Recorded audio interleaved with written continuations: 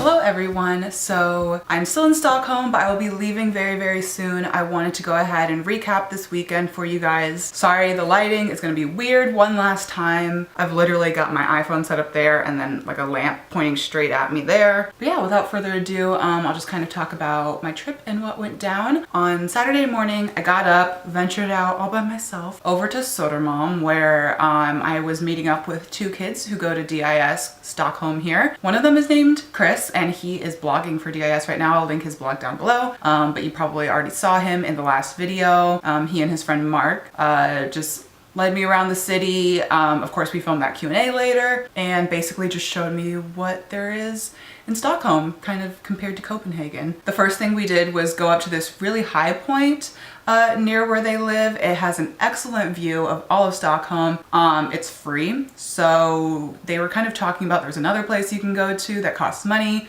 Totally don't recommend that. Just go hike up this little hill in Södermalm and you can see for quite a long ways. It's a good view. After that, we hopped on a metro over to Gamlestan. Kind of just wandered the streets there for a long time. There's a lot to look at. It is very similar to Copenhagen, except like I said, it's kind of a little bit hillier. We went over to the Royal Palace, kind of check things out over there. It is beautiful, and also got to check out the armory there, so that was pretty cool. After that, we got some pizza real quick, just at a cute small little pizzeria there, nothing too special. And then we kind of just strolled around over by the water there. Some more people watched for a little bit at the ice skating rink there. Always a very good idea, highly recommend that. And then we made our way over to the Historiska Museum. I hope I am saying that okay. Basically just the history museum here. For being a history museum, it was really contemporary on the inside, which was cool. I kind of liked that vibe. And at that point, all of our legs were starting to hurt, so we just decided to fika and get some coffee and cakes and whatnot at an espresso house. Fika is just kind of that, when you take a break to get some coffee. I guess I didn't get coffee. I don't drink coffee. I got a chai latte. I actually think Chris got hot chocolate, so, you know, not a true fika, but close. It was a good little break. And then after that, we filmed the video. So that was basically it for that day. Today, Sunday, was just kind of a solo travel day for me, which was still really fun. I actually enjoyed it quite a lot. I got to knock out a couple of museums I had been wanting to go to. I actually kind of got lost going to the Fotografiska museum, but in a good way. I got a really good view of the city again, and as I was kind of like looking out over things, I ended up spotting the museum, so I was like, hey, nice, there we go. So hopped down over to that, and it was really great. I know a few of you had recommended that, and I'm super glad you did, because wow, very cool stuff. I think definitely my favorite exhibit was the Charlotte Gyllenhammer one. I kind of actually got scared going in initially. It's like you enter through these double doors, at least the side I entered through, and there's just these two like sculptures of children sitting there, and it's kind of like The Shining almost, so that gave me some weird vibes. And then you turn down this dark hallway and there's like another child statue like hanging upside down. I don't know, it was kind of creepy, but in a good way. Then you got in there and there was a lot of just very interesting multimedia sort of works of art.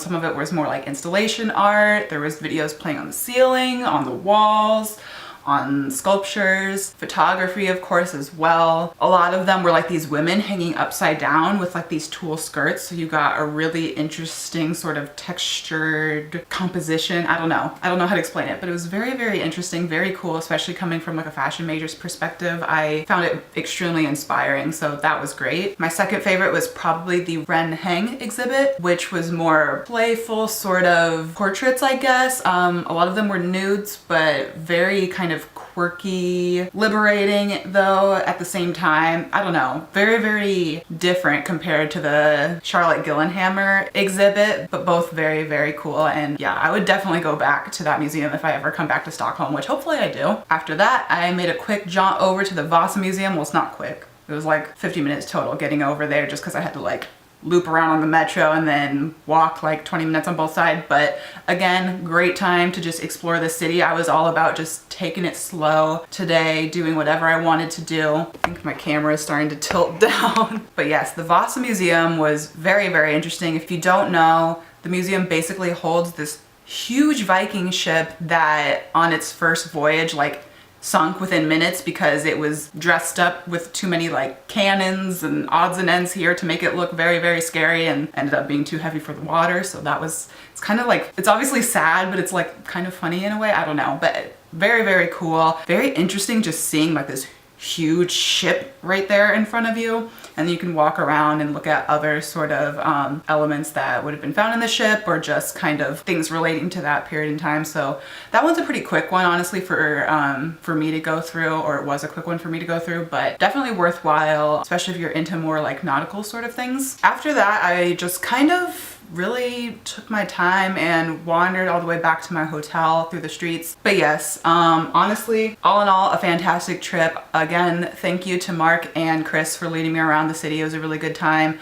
And then also I just enjoyed kind of scooting around by myself. So if any of you guys out there are like nervous about solo travel, this trip just kind of solidified for me that it's nothing to be nervous about. Just be smart, allow yourself to get lost, and yeah, you don't even have to have a very strict itinerary. Just go with the flow and it can be a good time. But that's all I have to say for now. Let me know what you guys want to see next. But until then, I will catch you guys next time. Thanks for watching. Bye.